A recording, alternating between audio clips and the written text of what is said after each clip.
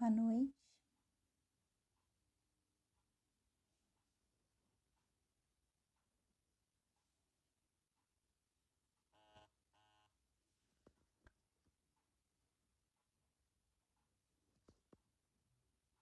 Boa noite a todos. Hoje tivemos alguns probleminhas técnicos. Estamos começando um pouquinho mais tarde, por essa conta do Bazar do Gelde.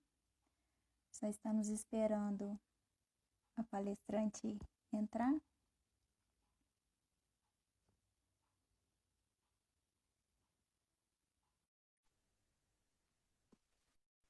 Já chamei, vamos ver.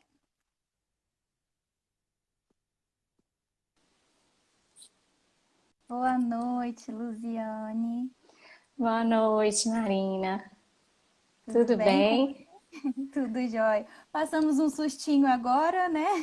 Mas tudo resolvido, graças a Deus. Tudo resolvido. A tecnologia nos ajudou agora.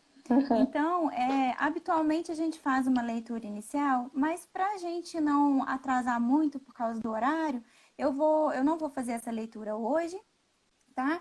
E aí eu vou só te apresentar rapidinho e você pode fazer a sua fala.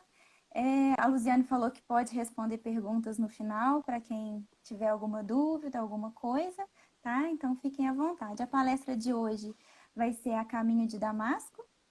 E a Luziane, ela é evangelizadora e colaboradora do Centro Espírito Caminho da Redenção, a Mansão do Caminho.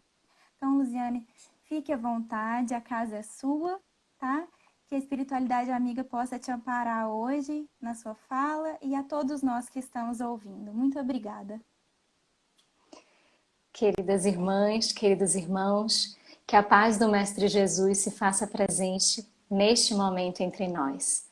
Agradeço imensamente ao Grupo Espírita Leão Denis por este convite, por esta oportunidade, para estarmos juntos refletindo sobre o Evangelho de Jesus, sobre este caminho de Damasco. Agradeço a Marina pelo carinho, pela atenção e vamos seguir nesta reflexão que a nos envolver a todos de maneira tão especial. Lendo o livro de um exímio escritor do século XIX, chamado Leon Tolstói, ele tem uma obra que é essa aqui, ó. O Reino de Deus está em vós. E esse é um dos livros que marcam a sua trajetória, porque ele que escreveu Guerra e Paz, Ana Karenina, teve um estilo de escrita, marcou uma forma de escrita. Mas quando chegou o Reino de Deus está em vós, alguns paradigmas foram estremecidos e ele foi excomungado da Igreja Ortodoxa Russa. E a obra foi impedida de circular. Por cerca de 100 anos ela ficou sem ter esta possibilidade de nós encontrarmos, de nós estudarmos e refletirmos. Porque ela faz uma abordagem, esta obra traz uma abordagem diferente, onde demonstra na prática, em reflexões muito diretas, o quanto é possível nós vivermos o cristianismo e o evangelho de Jesus, sem termos justificativas, sem termos muito arrodeios, e como na praticidade, de forma direta, é possível vivermos a ideação que nos traz o Cristo, pautada no seu amor, num comportamento de fraternidade e de solidariedade entre todos. E tem um trechinho que a gente gostaria de destacar, que está no capítulo 5º. O título é Contradições em Nossa Vida e a Consciência Cristã. E aí o texto, Tolstói inicia assim: a incompreensão da doutrina de Cristo por parte dos homens tem causas diversas. Uma delas é que os homens creem tê-la compreendido, quando admitem sua revelação sobrenatural. Ou então, como alguns que limitam-se ao estudo dos fenômenos externos, por meio dos quais ela se manifestou. Outras dessas causas está na convicção de que ela é impraticável e pode ser substituída por uma outra doutrina. Mas a principal dessas causas, diz Tolstói, a que é a fonte de todos os mal-entendidos, consiste na opinião de que o cristianismo é uma doutrina que se pode aceitar ou rejeitar sem mudar de vida. Os homens, habituados à ordem atual das coisas, a qual são afeiçoados e que receiam modificar, procuram entender a doutrina como um conjunto de revelações e regras que se pode aceitar sem mudar de vida. Porém, o cristianismo não é apenas uma doutrina que dá normas para seguir, mas uma explicação nova, que traz um sentido à vida, uma definição da ação humana absolutamente diversa dentro da humanidade, porque esta entrou em um novo período. Refletindo sobre esta forma tão direta de Tolstói falar aos nossos corações, é como se nos estivesse a convocar, nos convocando a um comportamento dentro da doutrina, a não permitirmos que os ensinamentos de Jesus nos sejam teóricos à vida e que seja, em verdade, algo que nós conseguimos observar na prática.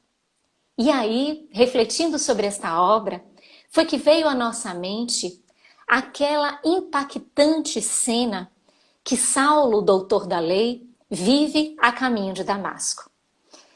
Porque naquele momento, como todos nós conhecemos, nós que já estudamos, que já lemos, o livro Paulo e Estevão, livro que marca, é um dos livros mais especiais que assim nós consideramos, pelo seu conteúdo, pela doutrina, pela forma de ensinamentos e explicações que traz. Este livro nos mostra muito bem essa trajetória deste doutor da lei, de Saulo, revestido de muitas características de orgulho, de vaidade, que apresentava de outro lado uma grande força e determinação para o cumprimento de uma lei. Aquele mesmo diz a Zacarias, o benfeitor da sua noiva Abigail, que há uma diferença entre estudar a lei e defender a lei. Então ele era um defensor da lei. E por conta disso ele tinha de apresentar muita honestidade e muita seriedade. Então, como todos nós sabemos da história, não só que ali está representada, mas também em Atos dos Apóstolos, que é um dos livros do Novo Testamento trazido por Lucas, ali também nós vemos este momento emblemático. E é um momento que nos traz muita curiosidade, porque é alguém que vai adentrar uma estrada, mas que vai sair dela de forma diferente. Que é alguém que vai entrar uma estrada física, mas que vai ter repercussões psicológicas na sua estrada interior, no seu processo interior. Então, quando ele inicia esse propósito, que como nos lembramos, ele está em busca de Ananias, que era um cristão, um senhor que tinha sido responsável pela busca de Abigail ao cristianismo, pela entrada dela, né, que Abigail, a noiva de Saulo, e ele vê Abigail falecer, desencarnar, e ele quer alguma motivação. Zacarias até tenta retirá-lo desta ideia fixa de perseguição, porque foi Ananias que deu naqueles instantes finais para aquela jovem o hálito da esperança, pautada no cristianismo, na beleza da doutrina do Cristo. Então, ele tenta remover Saulo disso, mas Saulo empreende todos os esforços, consegue a autorização. É interessante que ele se utiliza de aspectos muito pessoais para conseguir uma coisa que vai ter uma dimensão coletiva. Mas ele, buscando aqueles interesses pessoais, ele consegue movimentar, ter autorização para ir até Damasco ao encontro de Ananias. E assim ele empreende a sua viagem, na companhia de 3 outros companheiros, que é Jonas, Jacó e Demétrio, e assim eles vão. Já pertinho da viagem finalizar, já quando já se identificava o cenário da cidade de Damasco, já se observava o relevo, ele começa a ser imerso em reflexões muito profundas. Isso é muito interessante, porque ele começa a volver a mente para algumas das suas necessidades.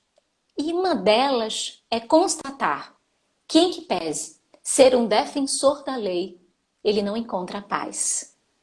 Ele se lembra lá da sua infância, quando os instrutores de Israel diziam que bastava que seguisse a lei. E ele era um defensor do comportamento correto. Ele era contra qualquer tipo de pecado. Então a sua mente reta, a sua atitude sempre pautada na lei de Moisés, fazia com que ele imaginasse que assim ele iria ter a paz, porque assim ele foi ensinado.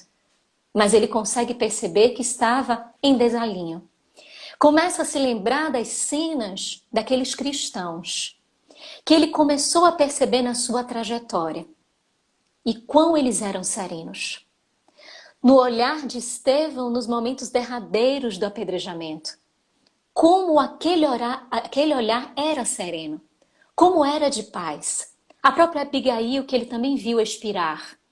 Como trazia uma serenidade. A que isso se atribuía? E Saulo fica intrigado, mergulhado nessas reflexões, que perpassam e faz com que ele, como a própria narrativa de Emmanuel, veja em alguns poucos minutos a sua vida passar por si mesmo. E a gente, quando está lendo a obra, se questiona, mas não é isso que os espíritos dizem?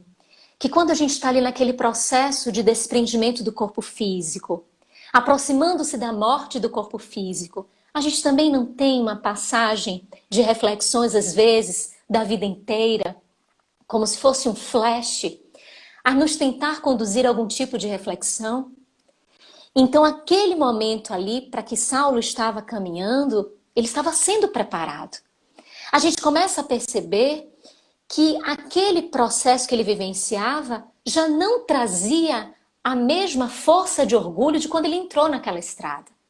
Aquelas reflexões o colocavam a admitir que aquelas pessoas que ele perseguia, elas possuíam algo que ele, doutor da lei, autoridade, não possuía. Então ele começa a ter algumas reflexões e questionamentos. Porque ele começa a dizer, a ter a impressão, segundo Emmanuel, de que a lei de Moisés já não lhe seria bastante as provocações internas. E isso é questionar toda a sua história, todo o seu processo.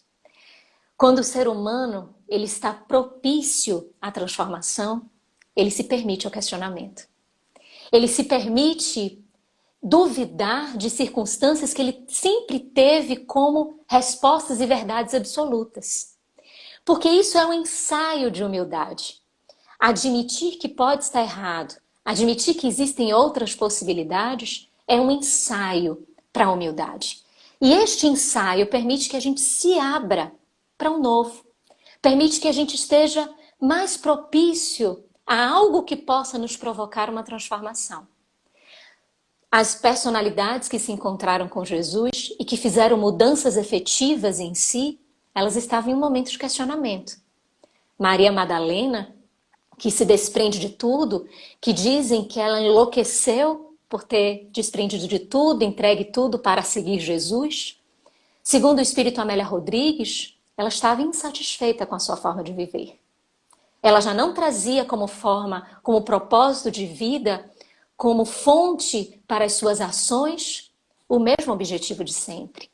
Então ela estava nesse processo de autoquestionamento, de perceber se tudo aquilo que foi colocado como bases, como pilastras, se tudo aquilo tinha significado mesmo. Então esse é o panorama psicológico que Saulo está. Ele está neste questionamento, nesse momento, e nem percebe que a caravana para fazer uma alimentação, para ali para o repasto, ele fica meio que alheio, ainda nestas mesmas elucubrações, ainda nestes mesmos pensamentos. Voltam à trajetória, quando de repente, ali por volta do meio-dia, e o que é muito interessante também, o que nos traz um outro símbolo reflexivo, porque como todos nós sabemos, ele sai dessa estrada diferente de como ele entrou, com motivações diferentes, com propósitos diferentes. Então, ele ter se encontrado com Jesus ao meio-dia traz uma ideia de possibilidade de finalizarmos o dia de outra forma, de começarmos o dia, seguirmos até o meio-dia com os nossos comportamentos, com as nossas atrocidades, com as questões que nós recalcitramos e falhas que repetimos, mas naquele meio-dia acontecer algo que o restante do dia possa ter uma utilidade diferente para a nossa própria existência. É como que simbolicamente fosse a nossa própria reencarnação. que até um determinado ponto nós seguimos de uma forma, mas que daquele momento em diante, ao encontro com Jesus, nos é movimentado estímulo diferente, na tentativa de ações diferentes, na tentativa de que construamos um restante de dia de maneira diversa do que vínhamos apresentado. Então, ao meio-dia, aquele sol causticante, ele percebe que havia uma névoa como se estivesse a fazer um feixe natural e impedia, como se ele ficasse preso, circunscrito àquele ambiente que cercava e que ele grita Jacó, Demétrio, e quando percebe ele tomba do animal, porque ele estava aturdido. Aquela névoa também conduz como que de repente uma luz muito forte, muito intensa. E naquela luz muito intensa começa a se desenhar, como se estivesse descendo do alto a imagem de um homem de estatura mediana, com os cabelos aos ombros, estilo a Nazarena, com a túnica com pontos de luz, com o olhar sereno, imperturbável, e que apresentava-se diante dele. Saulo observa aquele homem e ouve, numa voz doce, a lhe dizer: Saulo, Saulo, por que me persegues? E é muito interessante o trecho reflexivo que Emmanuel traz depois desta pergunta de Jesus. Porque Saulo, ele fica a observar que era alguém altivo. Ele constata, através do magnetismo daquele olhar, do magnetismo daquela presença, ele constata que há alguém venerando, que há alguma autoridade, que há alguém que é superior. E ele fica com o coração palpitando, fica com a emoção constatando, ou seja, ele nem sabe quem é. Mas ele constata que existe algo muito forte naquela personalidade que lhe se avizinha às vistas. E então ele pergunta: quem sois vós, Senhor? E no encantamento único que pertence a Jesus, Jesus responde e de forma tão direta: eu sou Jesus. Meus irmãos, eu confesso que quando eu li essa obra pela primeira vez e que eu li isso, eu sou Jesus, a emoção era como se eu estivesse escutando. Não que eu soubesse divisar qual é a voz do Cristo, mas é como se dentro de mim isso tivesse ecoado, eu sou Jesus. Imaginemos o impacto para aquele homem, que era um homem sincero, era um homem correto, de fé digna. Ele prometeu desde cedo entregar-se a Deus, entregar-se à divindade, ao cumprimento das suas leis. Era um homem correto. E sentindo aquele magnetismo, ele chora copiosamente. E ele já estava de joelhos instintivamente, como diz Emmanuel. Porque diante de uma autoridade, você só pode se colocar aos pés dela.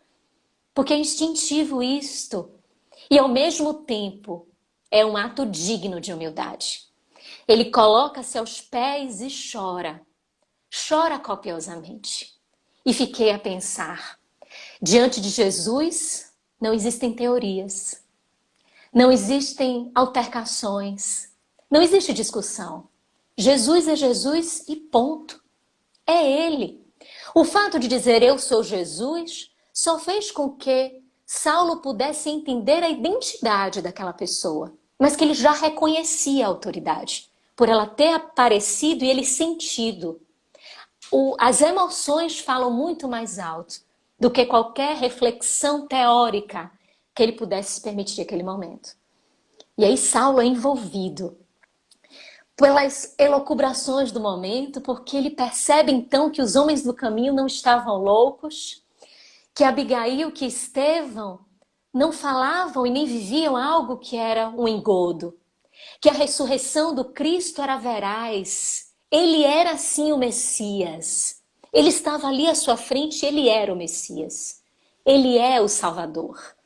E ele constata isto e reflete que aquele homem, aquela individualidade, só poderia ser a representatividade do amor. Porque para estar diante dele, Saulo, perseguidor, inclemente dos cristãos, perseguidor dos seguidores do Cristo, aquele ser só poderia ser todo amor. E ele é invadido em frações de segundos por toda esta reflexão. E diante disto, ele passa imediatamente a um momento que pode ser considerado como uma espécie de abatimento, mas que não se completa. Ele começa a refletir nas coisas que ele fez de errado. Ele começa a se envergonhar.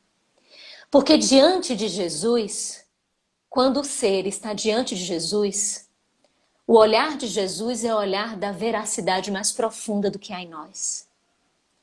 Não temos como, diante dele, disfarçarmos o que somos, quem somos.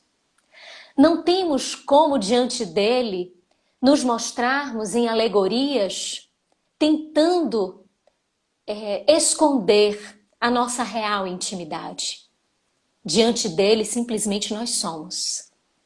E quando percebemos que podemos ser diante dele como nós realmente somos e confiar de que ele vai nos trazer tudo o que necessitamos, de que ele vai ser a completude de qualquer vazio que existe em nós, que ele vai ser todo o enigma a nos ajudar a decifrar o interior nosso, nós nos entregamos por inteireza.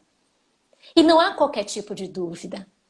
Mas, diante de uma reflexão das faltas, nos advém a vergonha, que foi o que aconteceu com Saulo. A vergonha pelas suas atrocidades, pelos seus feitos, pelas suas realizações. E de repente, ele começa a entrar nessa sensação que nós poderíamos imaginar que seria o início de culpa.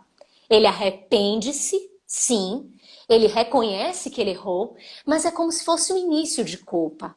E advém Jesus, com toda a sua sensibilidade e beleza, e diz: não recalcitres contra os aguilhões.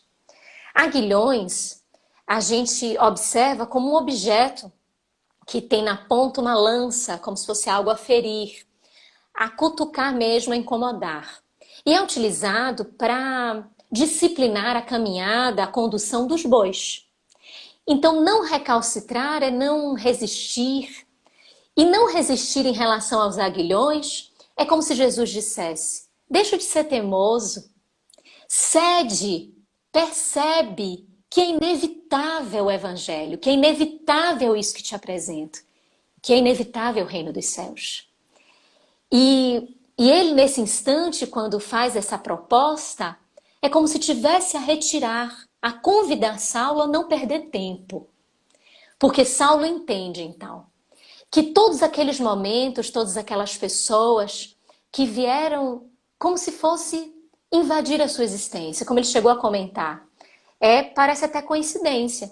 Estes homens do carpinteiro, estes homens de Nazaré, ficam vindo à minha existência, ficam invadindo até Abigail, e Estevão ser irmão de Abigail, e tudo está muito conectado. Nesse momento ele entende que tudo era chamado do Cristo, tudo era Jesus falando com ele, para dizer que ele não recalcitrasse, que ele não desobedecesse a um arrastamento que era natural. Então, naquele momento, nada de culpa, nada de perder tempo com culpa. Arrepender-se, sim. Arrepender-se nos ensina o céu e o inferno, lá no Código Penal da Vida Futura, capítulo 7, da primeira parte do céu e inferno, item 16. A gente sabe disso. A gente encontra lá o primeiro passo da conversão, o primeiro passo da transformação, o primeiro passo do recomeço chama-se arrependimento. Arrependimento, expiação e reparação.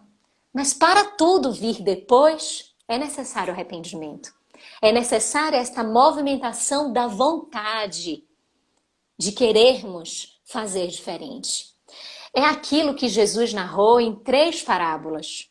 A da dracma perdida, a da ovelha perdida, mas notadamente da do filho pródigo, que é aquele que estava perdido, que estava morto e que agora retorna, ressurge, vive para uma vida, para um olhar da vida mais profundo. Estava morto para as questões espirituais, estava morto para o sentido da vida, como diz Tolstói no texto que nós iniciamos a conversa, mas que agora revivia, que vivia novamente. Por quê? Porque caiu em si, porque constatou, precisou constatar. E fazer este movimento de arrepender-se é mais um movimento de humildade. Então, todas as vezes quando a gente olha muito a vida de Saulo, a gente fala muito do orgulho dele.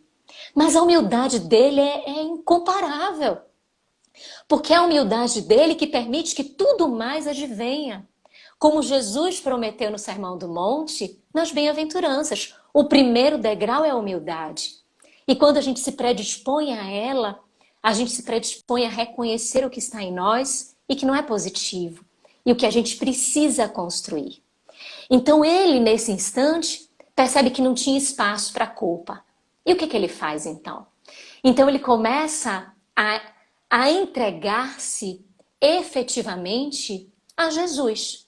Porque ele diz, eu vou entregar a minha vida a ele. Eu vou fazer de tudo. E a narrativa de Emmanuel é muito especial. Porque coloca ele constatando que Jesus salvou a sua vida. Ele constata isto. Ele constata que Jesus lhe dá um rumo, que lhe dá uma conexão. Então, a partir desse momento, ele diz, ora, eu vou entregar minha vida a Jesus. E vou fazer tudo o que estiver ao meu alcance, para que eu possa me doar. Ele reflete que o noivado já não fazia mais parte dos seus planejamentos, porque a sua eleita Abigail já não estava mais ali. Então a sua vida seria entregue a Jesus. E aí, meus irmãos, no ponto alto, que é muito significativo, além do eu sou Jesus, é a pergunta que Saulo faz. A pergunta que ele coloca já nesses pontos, como se fosse enfeixar o diálogo. E muito humildemente, ele diz ao mestre, Senhor, que quereis que eu faça? Essa pergunta é não ter medo de elaborá-la, porque a gente não sabe qual vai ser a resposta.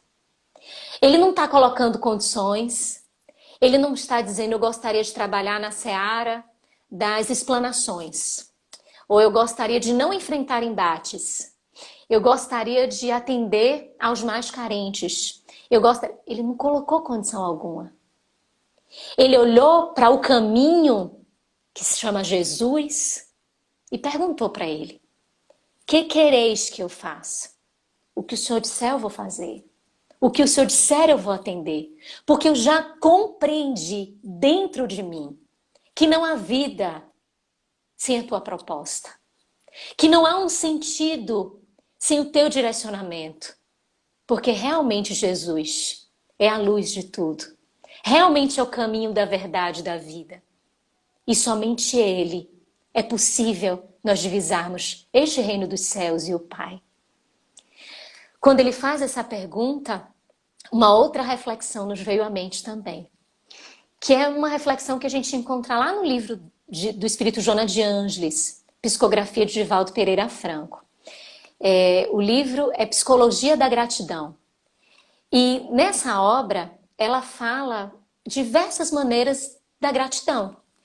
E ela diz que a gratidão, ela já começa a obra, o livro, já nos sinalizando que gratidão não é simplesmente dizer muito obrigado. E ela diz também, não é simplesmente nós fazermos para o outro aquilo que imaginamos que vai ser o símbolo da nossa gratidão para com o outro. Às vezes, quando nós somos muito gratos a alguém, nós às vezes queremos apresentar uma contraprestação. Queremos dar algum presente, algum mimo, alguma coisa que signifique a nossa gratidão para aquela pessoa. Mas diz o Espírito Joana de Ângeles que uma das formas de gratidão e mais profunda de gratidão é se colocar diante daquele que foi o nosso benfeitor e perguntar a ele o que ele gostaria que nós fizéssemos por ele ou para ele. E aí, nesse momento que líamos Psicologia da Gratidão, voltou a pergunta de Saulo. Quando Saulo pergunta o que queres que eu faça, ele não está sendo somente humilde, mas ele está sendo grato. Grato por ter constatado que naquele caminho, que ali fisicamente levava à estrada de Damasco, é o caminho da vida dele. E que ter se encontrado com Jesus faz toda a diferença. Faz toda a diferença porque aquele encontro pôde acontecer sob a vontade de Jesus, mas porque Saulo permitiu que a sua vontade se coadunasse com a vontade do Cristo. A gente aprende lá em O Problema do Ser, do Destino e da Dor, de Leon Denis. Última parte, Potências da Alma. Dentre as potências, qual é a primeira? Qual é a mola mestra que define os nossos comportamentos? Que define os nossos pensamentos, palavras e atos? Vontade. É a vontade sincera, disciplinada, coordenada, que vai fazer com que aceitemos ou não os convites. Que vai fazer com que o encontro com Jesus se transforme no nosso autoencontro. Que o encontro com ele faça uma revolução interna, como diz Tolstói, e nós nunca mais sejamos os mesmos. Porque é impossível conhecer o Evangelho de Jesus e não modificar-se. Diante desta pergunta, Jesus responde: levanta-te, Saulo, segue, entra na cidade, e lá lhe será dito o que te convém fazer. Tempos depois, aos Coríntios, Paulo dirá, já na postura de Paulo, homem renovado, ele dirá que tudo me é lícito, mas nem tudo me convém. Lição apreendida desde aquele momento. Porque a licitude tem uma amplitude, mas o que é conveniente ou não traz-nos aspectos de responsabilidade sobre aquilo que nós fazemos. Traz um comportamento de ação sobre aquilo que estamos a fazer. Como todos nós sabemos, este momento, após a saída de Jesus deste panorama histórico, deste contexto narrativo de Emmanuel, nos deixa um Saulo cego. Cego para as coisas materiais. Cego para tudo que ele costumava dar muita atenção e significado. Que ele trazia muito poder e trazia como tesouros para si mesmo. Mas cego para estas coisas, para que possa abrir o olhar da alma e enxergar a profundidade do caminho que precisava ser percorrido. Nós sabemos a continuidade da história. Que ele vai à cidade, que ele encontra Ananias, que Ananias restitui a sua visão física e que aí começa a saga do apóstolo dos gentios, daquele convertido de Damasco, daquele que traz um exemplo de vontade, de disciplina, de coragem, que apresenta diversos embates como consequência expiatória dos seus atos. Arrependeu-se, expiou, reparação do bem. Tracejando este caminho de conversão. Quando pensamos neste caminho de Damasco, que para Saulo teve este impacto na sua existência, nós podemos trazer aos nossos corações. E nos colocarmos exatamente neste mesmo caminho de Damasco. A gente percebe que o ontem nosso é Saulo. A gente percebe também que o futuro nosso é Paulo. E que nós, em verdade, estamos a caminho de Damasco. Às vezes um pouco mais próximo de Saulo. Às vezes já com comportamentos de Paulo. Mas ainda na estrada de Damasco, com muitas reflexões que nós vimos que são feitas em etapas. Alguns ainda refletindo se vale a pena ou não. Outros já agarrando a oportunidade. Outros ajoelhando e chorando convulsivamente a partir das faltas. Mas todos nós, tendo a oportunidade de, vivendo essa estrada pessoal, permitirmos que Jesus diariamente em nós ressurja. Que nós diariamente tenhamos um encontro com Ele. Um encontro e um reencontro. Para que todos os dias nós afirmemos para nós mesmos o cristianismo que adotamos. A doutrina espírita que nos movimenta os ideais. A caridade que traz o espiritismo como flâmula, como propósito de que sem ela não há salvação. Como o próprio Paulo teve ensejo a dizer, que é possível falar tudo, todas as línguas dos anjos e dos homens, compreender absolutamente tudo, mas sem a caridade, sem o fazer, que foi exatamente o que ele perguntou a Jesus.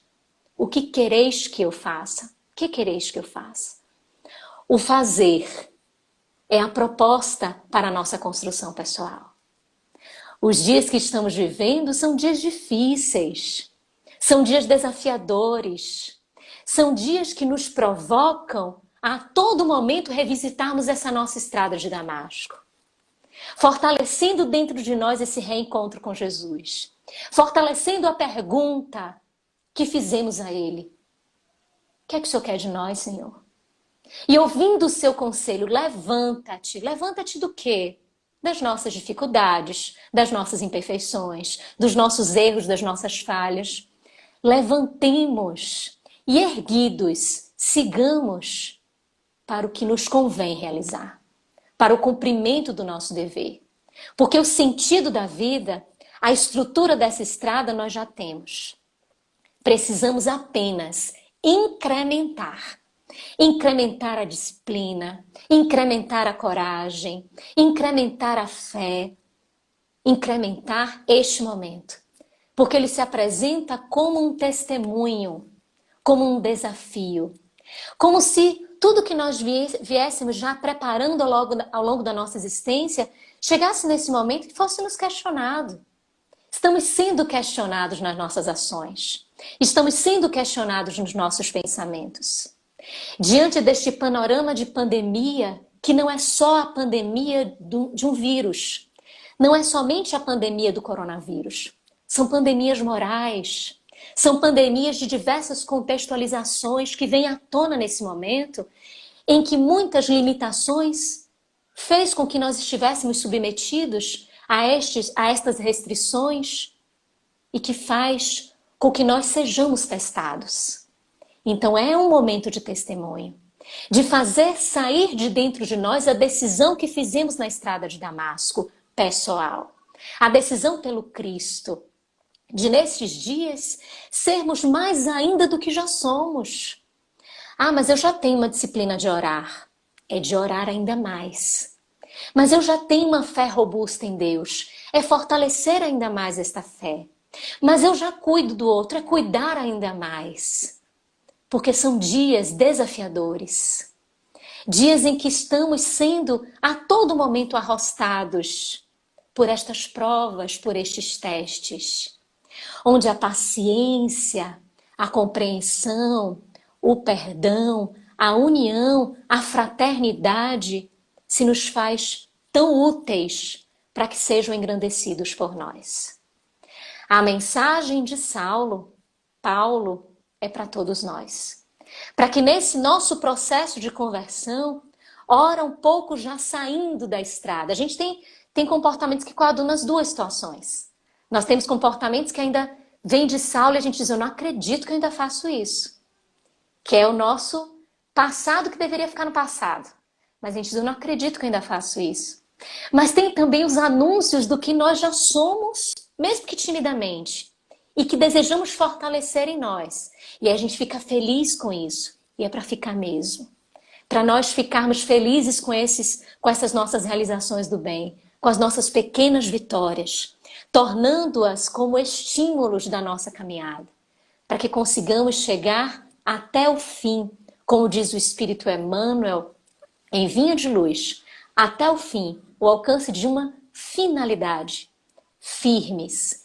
Mesmo que com os joelhos desconjuntados, como diz Paulo, mas firmes, exatos daquilo que queremos, do exercício da nossa vontade, na impressão do nosso livre-arbítrio, do nosso pensamento, da consciência, do amor, da caridade e de tudo que possamos realizar.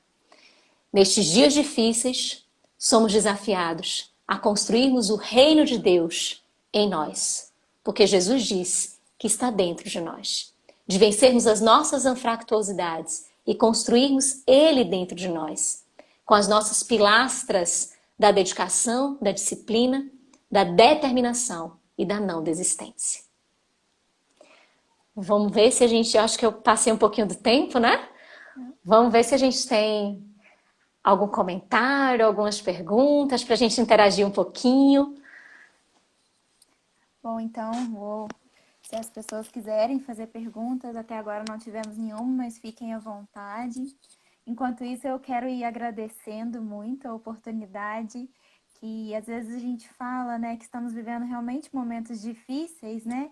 Mas quantos exemplos e quantas coisas boas que a gente tem presenciado, né? E olha só, a oportunidade desse contato, às vezes até com pessoas de outras cidades, isso já é uma coisa mínima que a gente pode trazer de reflexão para esse momento, de lições que a gente consegue ter, né? A história de Paulo, eu cheguei a comentar com você antes, é uma história que me emociona muito, eu fico muito encantada, porque realmente todos nós somos um pouco Saulo, um pouco Paulo, estamos buscando, estamos caminhando para Damasco, e Jesus mandando que a gente não recalcitre, né? Porque muitas vezes nós ficamos nessa de será? Na dúvida, né? Então, é sempre um convite. Cada dia que a gente acorda, que a gente está nesse planeta com tantas coisas boas acontecendo, é sempre um convite do Cristo, um convite de Deus, para que possamos ser melhores, né? E toda essa sua falha, a história do Paulo, traz muito isso para nós. Eu fico muito agradecida, muito emocionada com tudo que você trouxe. Eu estou vendo muitos comentários de gratidão também. Muito obrigada, Luciane. Eu queria deixar uma pergunta para o público, já que eles não fizeram uma pergunta, Claro. eu queria deixar uma pergunta, que é uma pergunta que eu penso que a gente pode sempre fazer, que ela pode movimentar essa fortaleza dentro dessa estrada pessoal de Damasco, que às vezes tem os espinhos, né, os desafios, mas também tem todos os aplausos e as orações, preces e desejos dos benfeitores espirituais, dos amigos protetores do invisível que nos sustentam tanto e que nos auxiliam tanto nessa estrada pessoal. E a pergunta é uma pergunta para a gente, para todos nós, para que a resposta seja muito individual, é para que a gente se lembre qual foi o momento em que a gente se encontrou, se reencontrou com Jesus nessa existência. Qual foi esse momento? Foi na infância? Foi na adolescência? Foi na fase adulta? Qual foi o momento em que a gente encontrou, eu digo reencontrou, porque a gente já encontrou em outras vidas. A canção dele já ecoa nos nossos corações já há muito. Ele renova a cada momento. Então, qual foi o momento que nessa existência nós nos encontramos com ele por primeira vez? Qual foi o impacto que isso reproduziu em nós? E que isso seja objeto das nossas reflexões. Como é que eu fiquei depois disto? Eu empreendi modificações? Ou será que eu ainda fiquei insistindo, recalcitrando? Como foi que eu me comportei? E para que isso seja uma motivação para que a gente permita que sempre, todas as vezes que o desânimo, a tristeza, qualquer comportamento contrário à presença de Jesus venha à nossa mente, ao nosso coração, que a gente traga Jesus, bote ele à nossa frente. E divisando aquele olhar sereno, com a voz doce que ele fala na acústica da nossa alma, ele fala dentro de nós, tão doce e suave, que a gente coloque ele à frente e relembre desse momento, que ele, de forma tão especial, veio à vida e nos convocou, nos convidou a ver que nós somos seus irmãos, que éramos ovelhas perdidas e que agora estamos buscando este rumo na construção de uma história, de um reequilíbrio da consciência. Então eu queria deixar essa reflexão com uma proposta de ânimo, de coragem, porque ele é sim o nosso sustentáculo. Não há momento algum que a gente faça uma prece, por mais que as palavras sejam simples, por mais que às vezes a gente não diga palavra alguma, que a gente feche os olhos ou coloque a mente em contato com Ele. Não há um só instante desse que a gente não seja atendido, onde imediatamente advém um refrigério, mesmo que a solução dos problemas não apareça, mas advém um refrigério imediato, que é da confiança e da certeza de que Ele está ali com a gente sempre. Era isso que eu queria deixar como uma reflexão para todos nós. Sim, é muito importante. Teve uma pessoa, o William, pediu para você falar um pouquinho do testemunho final do Paulo no seu martírio e do reencontro com Jesus. Esse momento é muito especial, tá lá no finalzinho da obra, né? E nos traz... Paulo, ele foi decapitado, né? Ele teve a sua cabeça retirada, separada do corpo. E pela narrativa, não foi algo que foi abrupto. Teve um processo ali de sofrimento, né? De enterrar aquele processo. Mas que ele estava ali com o dever cumprido, com a sua história realizada. E ele diz a pessoa que iria fazer aquele ato que ele fizesse o que teria de ser feito, né? Que cumprisse com aquilo que era dever. Após esse momento, esse instante que nós temos da narrativa é o instante do desprendimento e desse encontro com Jesus, deste reencontro, desta certeza é como se desaguasse num oceano de tranquilidade. E a descrição é muito linda, as palavras de Emmanuel são tão lindas, que nos remontam ao cenário e a gente fica chorando por divisar ainda, ele ainda observa o ambiente todo, que foi palco da sua história, né? Ele observa tudo e vem Jesus a coroar, mostrando que ele chegou ao final da estrada, que ele chegou ao final com um cumprimento reto, com a sua história realizada, com os seus propósitos cumpridos e com sua consciência tranquila. E aí, deixando para todos nós a certeza de que o Cristo sempre vem a receber os seus trabalhadores fiéis, aqueles que demonstraram em testemunho, que doaram a sua existência em seu nome, que não se perderam, que não tergiversaram e que seguiram até o fim firmes, dignos de terem este novo encontro com o Mestre. Então, eu queria muito te agradecer novamente a presença. Queria agradecer a todos que estiveram conosco aqui. Estão todos pelos comentários muito emocionados, agradecendo as palavras. Então, eu transmito a você. E o convite também para que, se um dia for a Uberlândia, que visite a nossa casa. Com certeza. E se Deus quiser, ainda conseguiremos manter, né, essas transmissões online ainda, porque são coisas boas que a pandemia trouxe para nós, né, as possibilidades. E eu queria só pedir, dar um recadinho para todos que estão aqui, que nesse final de semana nós vamos realizar o nosso Congresso Espírita Leon Denis online na Rede Amigo Espírita. Dia 18 vai ser o Congresso Jovem e dia 19 vai ser o Congresso Adulto, entre aspas. Mas é com um convite a todos, é totalmente gratuito pelo canal da Rede Amigo Espírita. Então teremos presenças ótimas porque esse ano nós teríamos presencialmente, então transferimos para online e eu acho que vai ser muito bom, uma oportunidade para todos. Então, mais uma vez eu agradeço a todos, fiquemos com Deus, que Jesus e a espiritualidade amiga nos acompanhem neste final de dia e em todos os nossos momentos, nos guie e nos ampare. Muito obrigada, Luziane. Eu gostaria de agradecer imensamente a este grupo Leon Denis, que nos recebeu com tanto carinho, de forma tão especial.